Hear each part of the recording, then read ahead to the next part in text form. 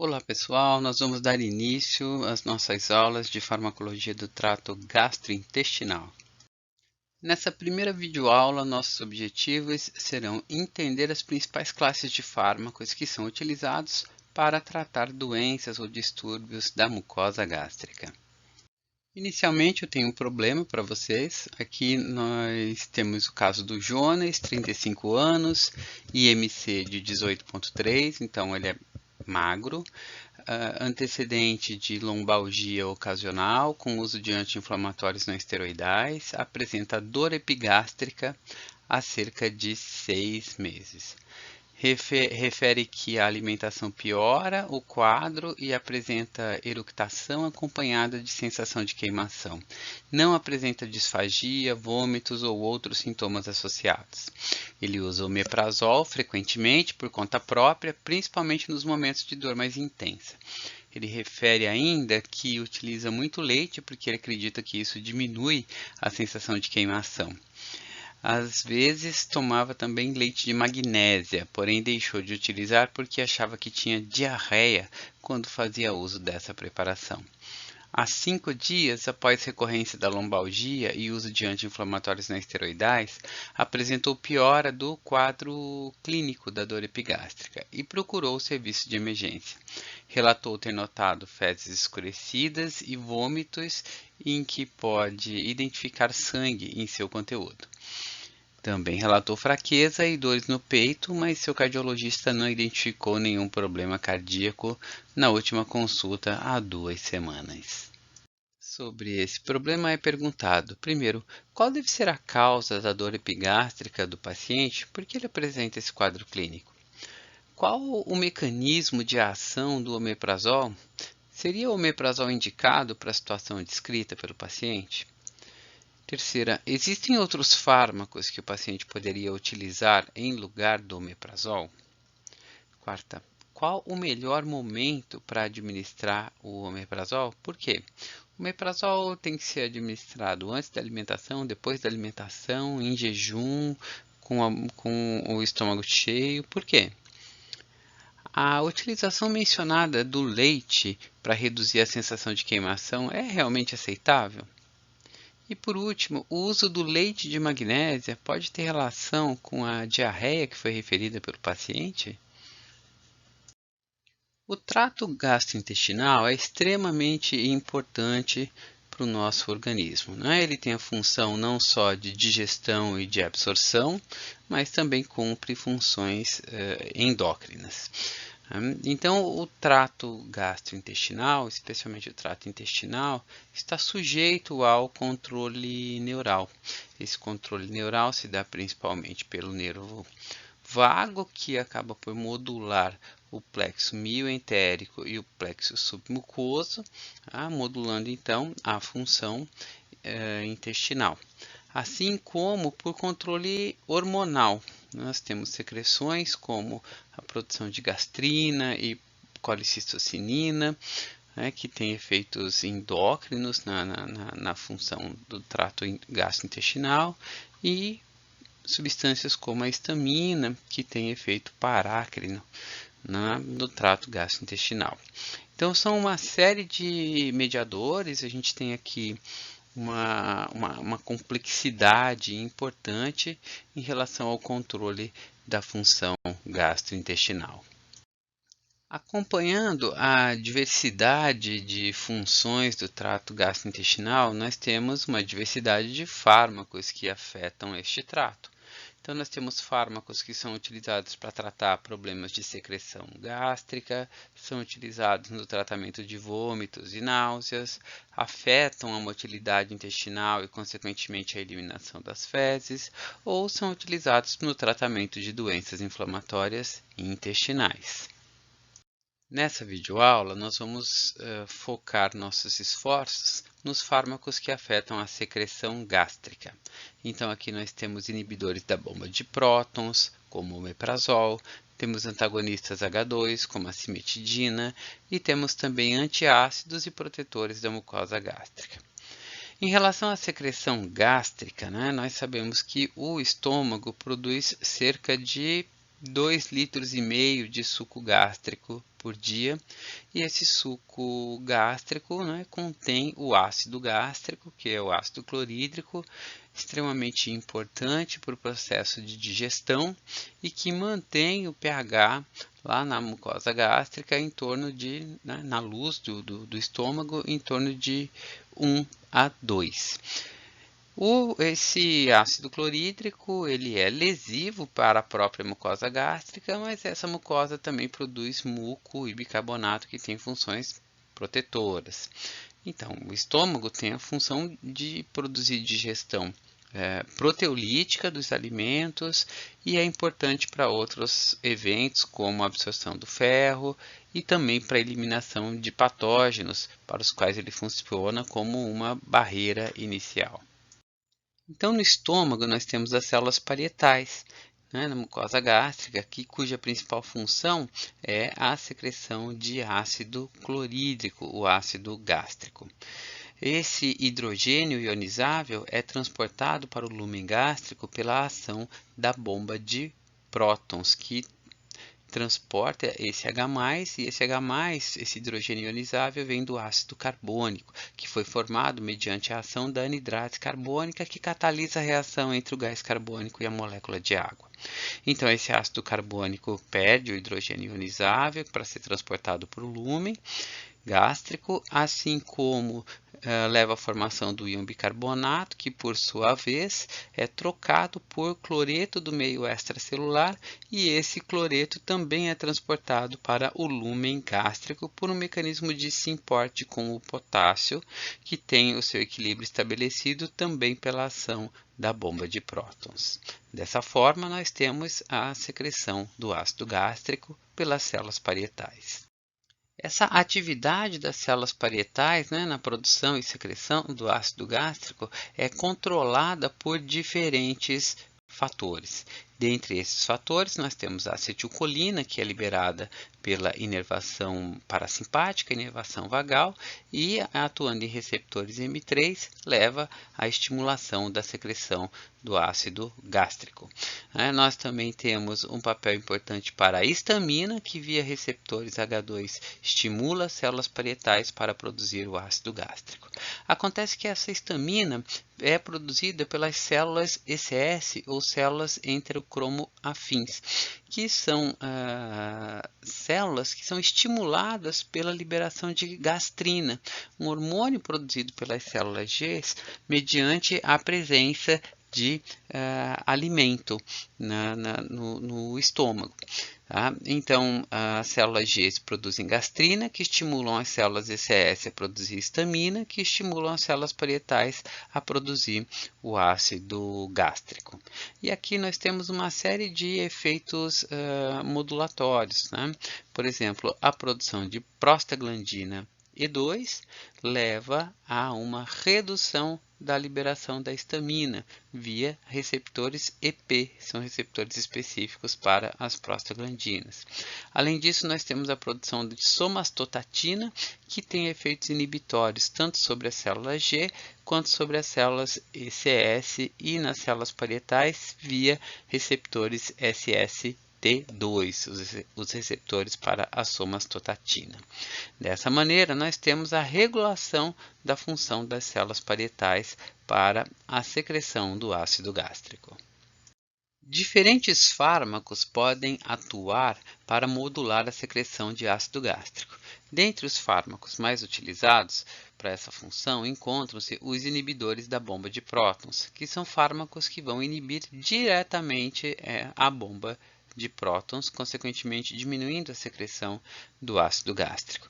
Estes são fármacos como o omeprazol, um dos primeiros fármacos conhecidos dessa classe, e outros fármacos congêneres como o pantoprazol, todos com a mesma função de inibir a bomba de prótons.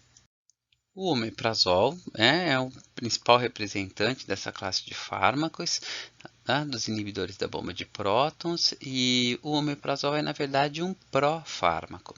Ele precisa de um ambiente ácido para se transformar em um ácido sulfênico, que por sua vez é hidrolisado, formando uma sulfenamida cíclica que consegue se ligar então à bomba de prótons, né, em grupos sulfidrila da bomba de prótons, formando um complexo enzima inibidor, ou seja, omeprazol, bomba de prótons. Dada a estabilidade desse complexo, o efeito do omeprazol dura por um período suficiente para ele ser administrado apenas uma vez ao dia. Muito embora o composto original, né, o omeprazol, a molécula do omeprazol, tenha uma vida de eliminação bastante curta. Então, algumas coisas são importantes, né, para a administração do omeprazol. Primeiro, é importante mencionar que, como nós acabamos de dizer, ele é ácido lábil, né? Eu não desejo que esse omeprazol seja degradado, sofra reações enquanto ele está na luz gástrica. Pelo contrário, eu preciso que ele seja absorvido, caia na corrente sanguínea e pela corrente sanguínea seja distribuído para as células parietais, né? Alcance os canalículos das células parietais, onde encontram-se as bombas de prótons. Então, geralmente, o omeprazol é administrado na forma de preparações com revestimento para passar sem ser degradado pela luz gástrica e poder ser absorvido apenas no intestino delgado, onde o ambiente já não é um ambiente mais ácido, que não vai favorecer, então, a degradação desse fármaco. Um outro ponto relevante de ser considerado é que, apesar do omeprazol ter esse efeito irreversível sobre a bomba de prótons, né? Quando o omeprazol, a primeira dose de omeprazol é administrada, um percentual apenas, em torno de 70% apenas das bombas de prótons estão ativadas e disponíveis para serem inibidas. Tá? Isso significa que nós precisaremos de 2 a 5 dias de tratamento com a dose única de omeprazol para que a gente alcance uma inibição mais plena da secreção de ácido clorídrico. Além disso, uma questão importante em relação ao omeprazol é que o seu uso, né, idealmente deve ser feito com um intervalo antes da refeição, ou seja, pelo menos 30 minutos antes da refeição. Utilizar o omeprazol 30 minutos antes da refeição vai otimizar suas ações, porque esse tempo de 30 minutos é um tempo suficiente para o omeprazol ser absorvido e alcançar os canalículos das células parietais. Então, depois desse tempo de 30 minutos, quando o paciente se alimenta, ele vai naturalmente, fisiologicamente, estimular a secreção de ácido gástrico. Com a estimulação de secreção de ácido gástrico, a gente vai encontrar um ambiente mais acidificado ou acídico, né, na região onde a gente tem essas bombas de prótons, e então o fármaco vai se encontrar já nessa região para produzir o efeito inibitório sobre as bombas de prótons. Então, idealmente, o omeprazol deveria ser administrado 30 minutos antes da primeira refeição. Os inibidores da bomba de prótons, como o omeprazol, são utilizados prioritariamente para tratar a úlcera péptica, mas também são muito úteis no tratamento da esofagite de refluxo, né? E ainda no tratamento adjuvante contra a Helicobacter pylori, né, que é causa de problemas para a mucosa gástrica também. Tá? Os inibidores da bomba de prótons também são utilizados no tratamento da síndrome de Zollinger-Ellison, que é uma condição onde se tem tumores secretores de gastrina, né? E aí a gente precisa lembrar que a gastrina vai estimular a liberação de histamina, que vai estimular as células parietais a produzir ácido gástrico. Então, essa síndrome é uma condição onde a gente tem um aumento da produção de ácido gástrico. tá? Podendo causar lesão à mucosa gástrica. Além disso, né, nós temos aliás, para todos esses usos, nós temos o omeprazol como profármaco em cápsulas de revestimento entérico, né, como nós já mencionamos, e a biodisponibilidade do omeprazol pode ser reduzida com a presença dos alimentos, então ele precisa ser administrado 30 minutos antes das refeições. Embora os inibidores da bomba de prótons sejam considerados fármacos seguros, eles causam como reações adversas a diarreia, cefaleia, dor abdominal e também pode ser observado hipergastrinemia em 1 a 5% dos pacientes. Essa hipergastrinemia se justifica porque o omeprazol vai manter por um período relativamente longo reduzida a produção de ácido gástrico. Então, isso fisiologicamente estimula a liberação de gastrina, né? É o organismo tentando estimular o aumento da produção desse ácido gástrico. Além disso, nós temos outros problemas que estão relacionados com a redução da acidez gástrica, né, com o efeito para o qual o fármaco foi administrado. Dentre esses efeitos, a gente tem um risco de redução de absorção de vitamina B12, embora isso seja mais importante a longo prazo, tá? E risco de redução de absorção de alguns minerais, né, que geralmente estão presentes nos alimentos, como ferro, cálcio, magnésio, e isso contribui, por exemplo, para o risco de fraturas por redução da absorção de cálcio.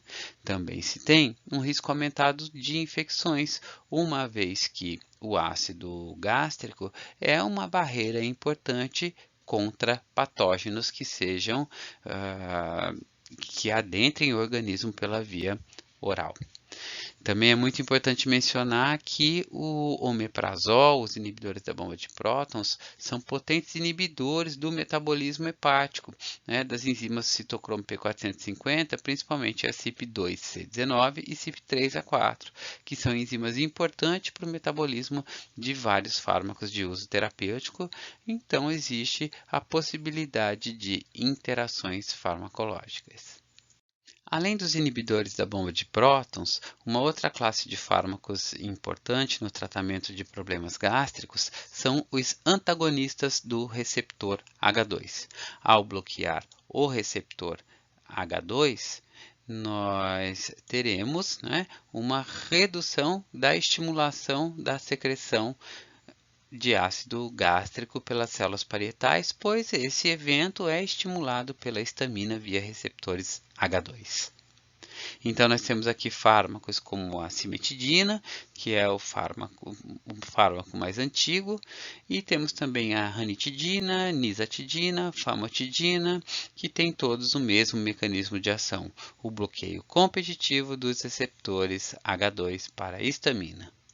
É interessante mencionar a semelhança estrutural entre a histamina e a cimetidina e a ranitidina, ou seja, a histamina e os antagonistas, que produzem o bloqueio dos receptores H2 de forma competitiva.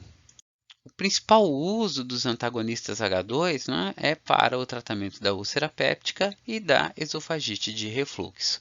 Durante esse uso, algumas reações adversas ocorrem, né, embora eles sejam considerados fármacos bastante seguros.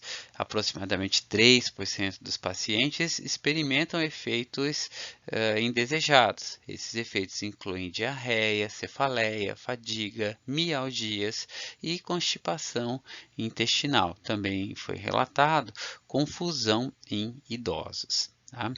A cimetidina foi um dos primeiros fármacos a serem lançados, tá? Mas a cimetidina a longo prazo pode causar ginecomastia em homens e galactorreia nas mulheres, bem como, dentre os antagonistas H2, a cimetidina é o fármaco que mais fortemente inibe o metabolismo hepático por várias enzimas do citocromo P450. Então, a cimetidina não necessariamente é o fármaco de escolha considerando a classe dos antagonistas H2, por conta desses efeitos que são menores para os outros antagonistas H2, como a ranitidina. Tá? Também pode ser observado para os antagonistas H2 a tolerância farmacológica, e essa tolerância é mediada pelo aumento da produção de gastrina, que pode sobrepujar o efeito dos antagonistas H2.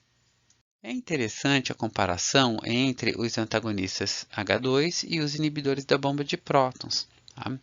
Essa comparação está expressa nessa figura que foi retirada do Goodman, tá? Que mostra no eixo Y o quantitativo de horas por dia com o pH desejado para diferentes condições.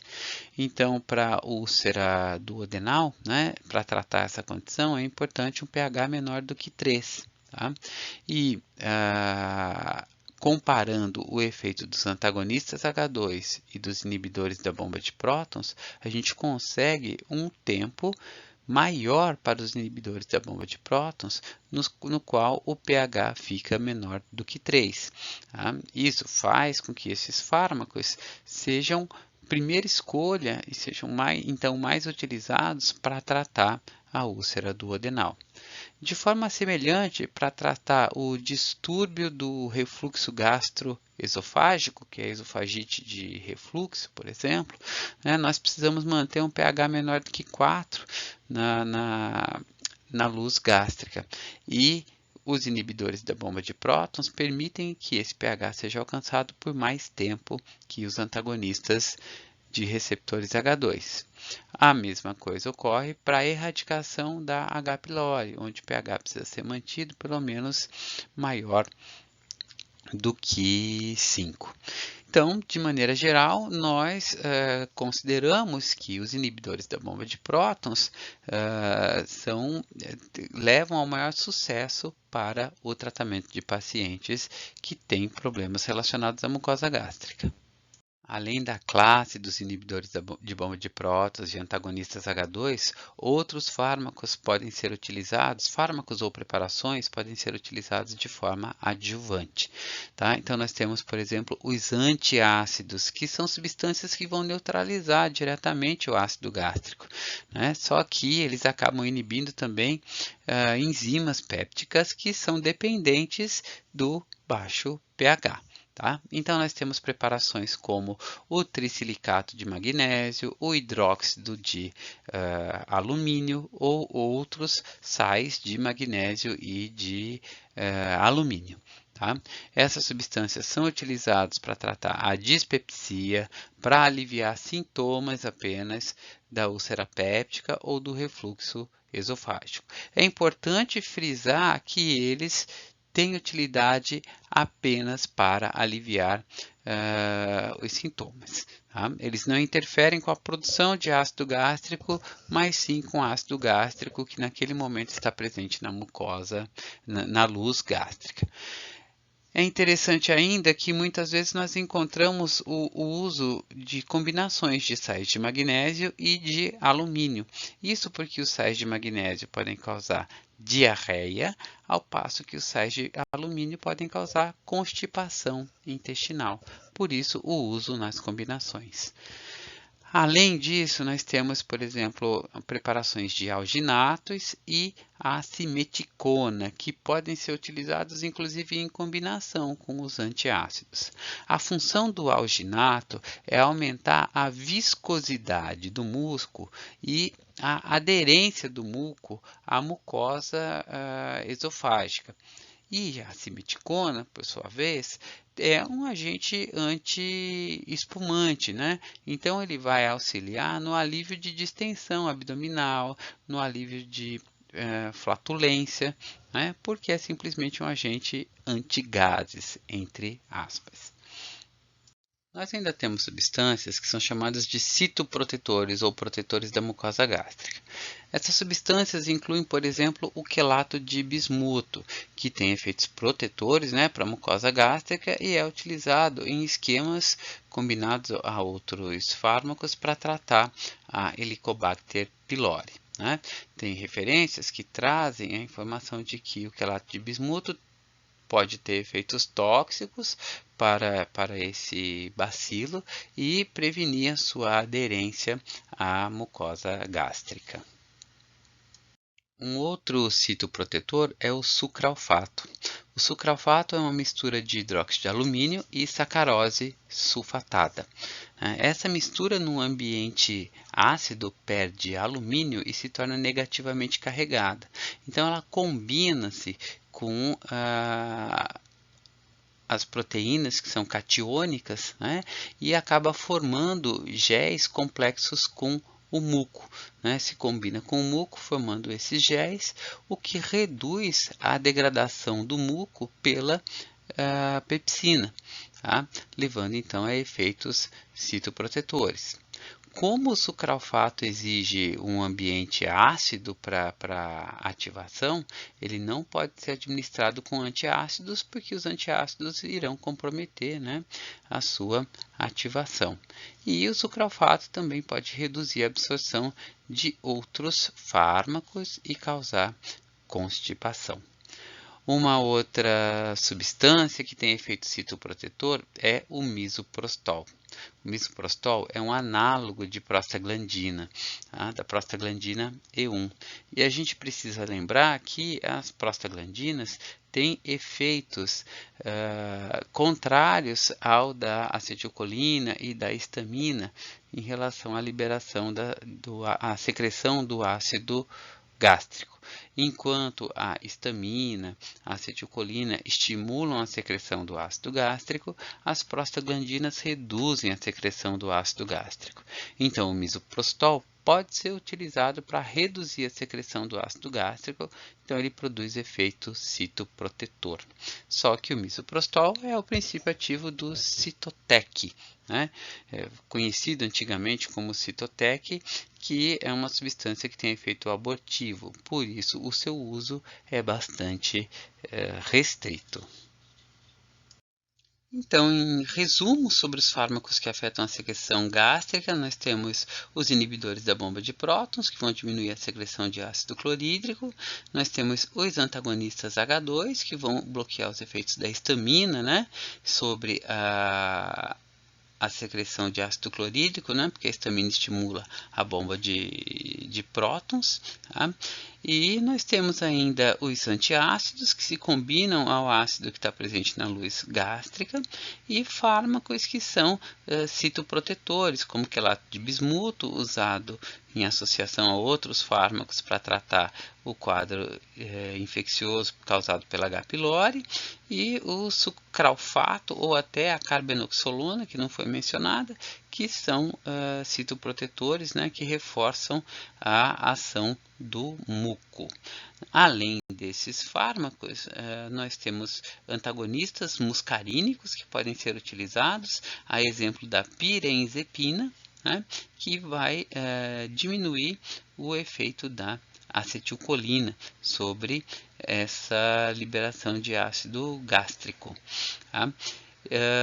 Nós ainda temos a ação dos AINES, né, de forma importante. Os AINES diminuem a produção de prostaglandinas, tá, que são protetoras, porque as prostaglandinas diminuem a secreção de ácido clorídrico e aumentam a produção de muco e de bicarbonato, que são citoprotetores. Tá? E ainda temos o misoprostol, que é um análogo das prostaglandinas e poderia ser utilizado para produzir principalmente efeitos citoprotetor. Enfim, são esses fármacos. Eu espero que vocês possam ter aproveitado essa aula.